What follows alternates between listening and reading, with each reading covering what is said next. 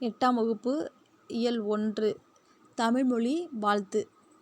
சரியான விடையை தேர்ந்தெடுத்து எழுதுக. மக்கள் வாழும் நிலப்பகுதியை குறிக்கும் சொல் வைப்பு. வானம் அளந்தது என்னும் சொல்லை பிரித்தெழுத கிடைப்பது வானம் கூட்டல் அளந்தது. வானம் ப்ளஸ் அறிந்த என்பதனை சேர்த்து எழுத கிடைப்பது வானம் அறிந்த. என்றென்றும் என்னும் சொல்லை பிரித்தெழுத கிடைப்பது என்று கூட்டல் என்றும். அறிந்தது ப்ளஸ் அனைத்தும் என்பதனை சேர்த்தெழுத கிடைக்கும் சொல் அறிந்தது அனைத்தும். வாழ்க நிரந்தரம், வாழ்க தமிழ்மொழி, வாழிய வாழியவே. இந்த பாடலை எழுதினவர் பாரதியார். ஆழிக்கு இணை. தமிழ்த்தாய் ஐம்பெருங்காப்பியங்களை டேஸாக அணிந்துள்ளார், அணிகலனாக அணிந்துள்ளார். பெரிய கப்பல்கள் டேஸ் மீது செல்லும், ஆழி கடல். முத்தமிழ் என்னும் சொல்லை பிரித்தெழுத கிடைப்பது மூன்று கூட்டல் தமிழ். தன் அலையால் தன் சங்கினை தடுத்து நிறுத்தி காக்கிறது. இத்தொடரில் தன் அப்படின்னா கடலை குறிக்கும். முத்தமிழ் தொகைச்சொற்கள் பார்த்தோன்னா இயற்றமிழ், இசைத்தமிழ், நாடகத்தமிழ். முச்சங்கம்னா முதற்சங்கம், இடைச்சங்கம், கடைச்சங்கம். முச்சங்கு வெண்சங்கு, சலச்சலம், பாஞ்ச சன்யம். கீழே பாருங்கள், தமிழ் வரி வடிவ வளர்ச்சி. தமிழ் எழுத்து சீர்திருத்த பணியில் ஈடுபட்டவர் யார்னா தந்தை பெரியார். தமிழ் எழுத்துக்கள் இப்போது உள்ள நிலையான வடிவத்தை பெறுவது காரணம் அச்சுக்கலை. வளைந்த கோடுகள் அமைந்த மிக பழைய தமிழ் எழுத்து டேஸ் என அழைக்கப்படுகிறது, வட்டெழுத்து.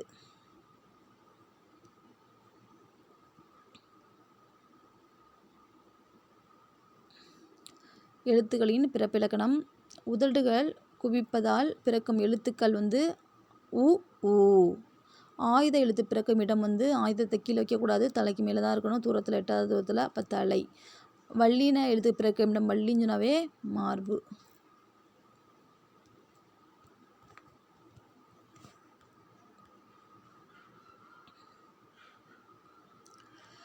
நாவின் நுனி. அன்னத்தின் நுனியை பொருந்துவதால் பிறக்கும் எழுத்துக்கள் பார்த்தோம்னா இட்டு எண்ணு. இது ப்ரீவியஸ் இயர் கொஸ்டின் பேப்பரில் கேட்ட கொஷின். கீழ் உதடும் மேல்வாய்ப்பல்லும் இணைவதால் பிறக்கும் எழுத்து இவ்வு. இப்போ பாருங்கள், பொறுத்துக்க பார்க்கலாம். இக்கு இங்கு, இச்சு இஞ்சு, இட்டு இன்னு, இத்து இந்து, வரிசையாக இந்து வரையும் எழுதியிருக்கோம். இப்போ பாருங்கள், நாவி ஃபஸ்ட்டு இக்கு இங்கே நாவின் முதல், நாவின் இடை, நாவின் நுனி, நாவின் நுனி. ஃபஸ்ட்டு வரிசையாக வரும். நாவின் முதல், நாவின் இடை, நாவின் நுனி, நாவின் நுனி. அதே மாதிரி இந்த சைடு அன்னத்தின் அடி, அன்னத்தின் இடை, அன்னத்தின் நுனி. அடியிலிருந்து இடை நுனி வரையும். அடுத்து லாஸ்ட்டுக்கு மட்டும் இந்துக்கு மட்டும் மேல்வாய் பல், அதாவது மேல்வாய் பல்லின் அடி, அதை வச்சுக்கணும். அப்போ இக்கு இங்கு அப்படின்னா நாவின் முதல் அன்னத்தின் அடி, இச்சு இஞ்சு நாவின் இடை அன்னத்தின் இடை, இட்டின் நாவின் நுனி அன்னத்தின் நுனி, இத்தி இந்து நாவின் நுனி ஆனால் மேல்வாய் பல்லின் அடி. இதை அகர வரிசைப்படுத்த நம்மளுக்கு தெரியும். அதாவது எழுத்து கொடுத்துருப்பாங்க, நம்மளுக்கு உயிரெழுத்துப்படி நம்ம அப்படியே அரேஞ்ச் பண்ணுறது. மொழியோடு விளையாடு கீழே பாருங்கள். அதாவது பொருத்தமான பன்மை விதிகளை தேர்ந்தெடுத்து எழுதுக. இப்போ என்னது பூ அப்படின்னா பூக்கள். அதாவது இக்கு காயில் சிறும். மரம்னா என்னது இங்கு போய் மரங்கள் அப்படி ஆயிரும். புல்னா புற்களாக மாறும்.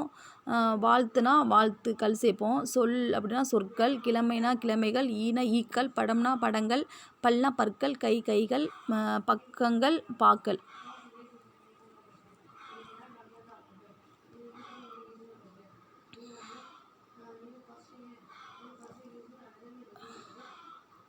இது ஒரு சொல் ஒரே தொடர் பலமுறை வர்றதை பார்க்கனா படி. என்ன சொல்கிறாங்கன்னா, அம்மா படிக்க சொல்கிறாங்க, படிக்கட்டில் உட்காந்து படித்தேன். அப்போ படியை குறிக்கிறது, இன்னொரு படித்தல். திங்கள் வாரத்தின் நாட்கள், இன்னொன்று பௌர்ணமி குறிக்கிறது. 6 மணி, காலை 6 மணியை குறிக்கிறது. இன்னொன்று 6 அதை குறிக்கிறது, தன் நீர்நிலையை குறிக்குது. இது கீழ்காண்பவற்றில் ஒரு சொல்லை எடுத்து ஒன்றுக்கு மேற்பட்ட சொல்லோடு இணைத்து புதிய சொற்களை உருவாக்குதல். இங்கே ஆல்ரெடி சொற்கள் கொடுத்துருக்காங்க, 2 சொற்களை சேர்த்து நம்ம ஒரு சொற்களை உருவாக்கணும். பாருங்கள், சிட்டுக்குருவி, மாமரம், தேன்கூடு, காய்கனி, தேன் சிட்டு, மாயிலை, தேன்மலர். இது சொற்களை ஒழுங்குபடுத்தி முறையான தொடராக்கு. இங்கே சொற்கள் ஒழுங்குபடுத்தணும். என்ன கொடுத்துருக்காங்க? வட்டெழுத்து எனப்படுவது தமிழ் கோடுகளால் வளைந்து அமைந்த எழுத்து அப்படின்னு சொல்லியிருக்காங்க. வளைந்த கோடுகளால் அமைந்த எழுத்து தமிழ் வட்டெழுத்து எனப்படும். வளைந்த கோடுகளால் அமைந்த எழுத்து தமிழ் வட்டெழுத்து எனப்படும். உலகம் தமிழ்மொழி வாழட்டும் உள்ளவரைன்னு இருக்குது. உலகம் உள்ளவரையிலும் தமிழ்மொழி வாழட்டும். கழுத்து பிறக்கும் இடம் வந்து உயிரெழுத்து ஆகும் கொடுத்துருக்காங்க. உயிரெழுத்து பிறக்கும் இடம் கழுத்து ஆகும். கழுத்து பிறக்கும் இடம் வந்து உயிரெழுத்து போட்டிருக்காங்க. நம்ம என்ன பண்ணணும், உயிரெழுத்து பிறக்கும் இடம் கழுத்து ஆகும். கலையை அம்பு விடும் தமிழ் என்றது. அம்பு விடும் கலையை ஏகலை என்றது தமிழ். அம்பு விடும் கலையை ஏகலை என்றது தமிழ். பொருள்பட இரு சிலேடை ஆகும் இலக்கியம் பாடும் அப்படி இருக்குது. நம்ம இரு பொருள்பட பாடும் இலக்கியம் சிலேடை ஆகும். கலை சொற்கள் பார்க்கலாம். ஆர்டிகுலரி பொனடிக்ஸ்னால் ஒலி பிறப்பியல், கான்சனண்ட்னா மெய்யொலி, நாசில் கான்ஸ்டன்ட் சவுண்டுனா மூக்கொலி, பிக்டோகிராஃப்னா சித்திர எழுத்து, வவ்வல்னா உயிரொலி, லெக்ஸோகிராஃபினா அகராதியல், எபிகிராஃப்னா வந்து கல்வெட்டு, ஃபன்னா வந்து சிலேடை.